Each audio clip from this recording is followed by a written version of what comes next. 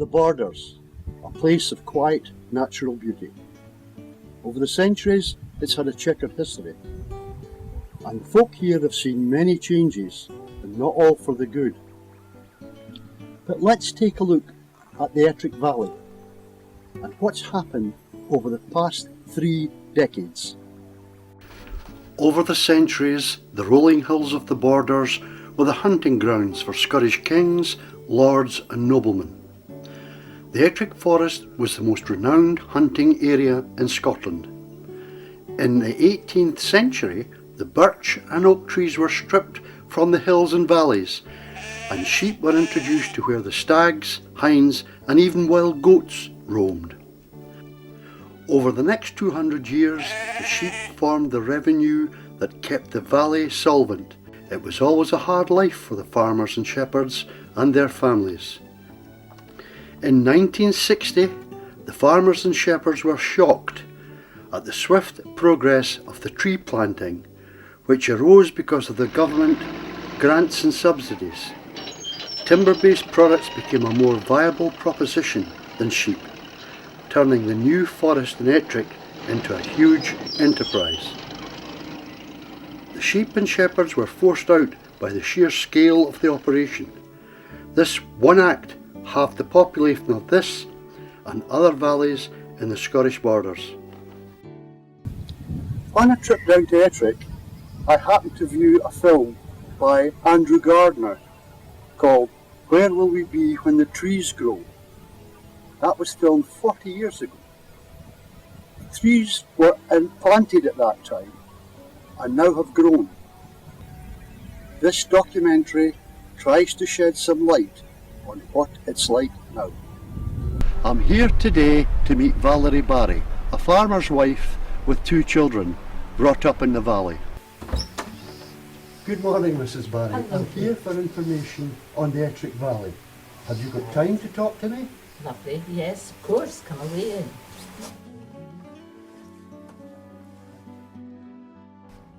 Nearby Gainsclough had been one of the first hills to lose the sheep to trees.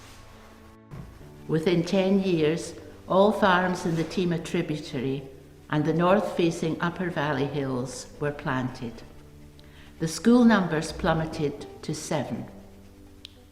Gradually, the numbers recovered as new parents found housing in the still rented council houses or took over the deserted shepherds' houses. By the 80s, due to social changes and parental expectations, we had 26 pupils and, unheard of, a second teacher. School of the 1870s was replaced by the present building in 1965. Many hundreds of children by this time had passed through the gates, and I was fortunate to spend 22 years as head teacher there. This school stands comfortably against the backdrop of Ramsayclough Hill, with its own little bit of history. This was the Arboretum, planted for the Jubilee of George V. Here is the pond and the nature trail we made, now gone wild. The Eco Garden, now unattended. The Hornbeam, unclimbed, awaiting the next generation of children. The strong emotional pool of Ettrick is frequently referred to by many visiting descendants of old valley families. The Laidlaws, the Davidsons, the Hoggs, the Dalglishes, the Scotts and the Andersons, to name but a few, who visit this ancient place. They write in our book, a quiet haven, another year, another pilgrimage to Ettrick.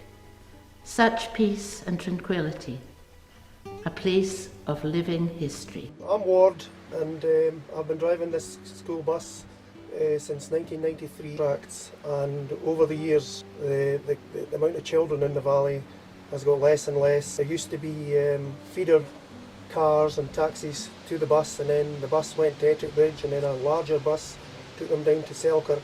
But now this one vehicle here picks up the kids from the top of the valley and takes them all the way to Selkirk. There are only 16 kids getting off at the high school, whereas a few years ago I'm sure there was more than twice that.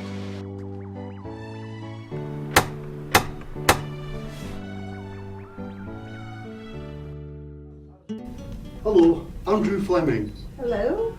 Come in. Nice to meet you. Come and have a seat.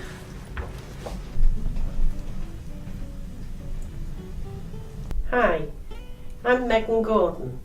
I came here to live in the valley 18 years ago. I have found it a very, very friendly area with beautiful scenery, and people are always there to lend a helping hand. It can feel a bit isolated if you haven't got your own transport, but we now have a shopping bus that takes us to Hoyk on a Tuesday, which is 15 miles away, and on a Friday we go to Galashiels, so we have a variety of shops that we can go in.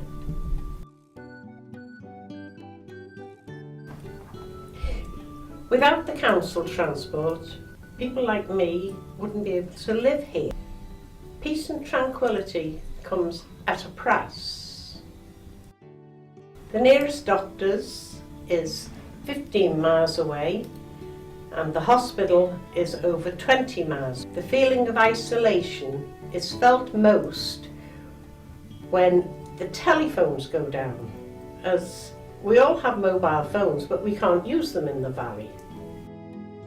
We have, of course, the rural, and also a beautiful little church.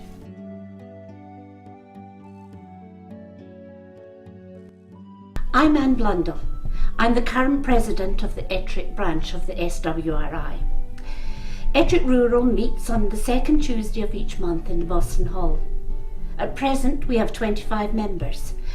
They age from late 20s to early 90s. 30 years ago the majority of members were farmers and shepherds' wives. Today we have career women, commuters, a few farmers' wives and one shepherd's wife. The rest of the members are retired. The committee arranges a syllabus for the year. They try to make it as varied and interesting as possible. The Rural has not forgotten its aim to advance the education and training of those who live in the country. The local federation runs classes and demonstrations on various crafts throughout the year. This once thriving community has been reduced to a few working farms that have survived, and of course holiday homes. Before the tree planting, the revenue from the wool paid the farm rent to the Duke of Buccleuch. Last year, that revenue hardly paid for the farm animals' welfare. The existing trees are now being processed, and future planting will be birch and oak trees. So what of the future for the valley, if there is any? If the Chinese continue their interest in the quality of the wool from the Cheviot sheep from the border, the price and demand will rise, and the flocks could be increased, which I am sure would be the first very long step to recovery. If not, who knows what will happen.